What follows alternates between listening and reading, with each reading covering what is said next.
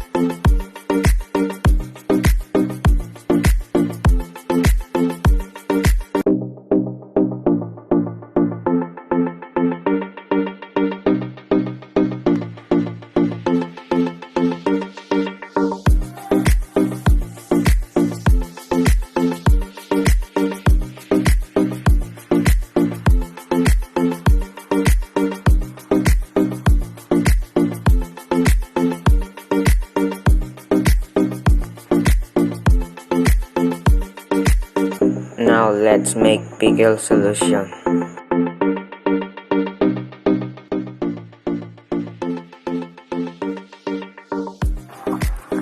Let's pour 1 cup of water. And then let's put 1/3 cup of vinegar. And 2 tablespoons of sugar. Another one.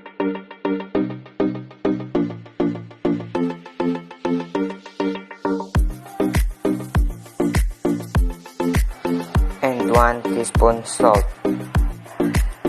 And a pinch of a pepper.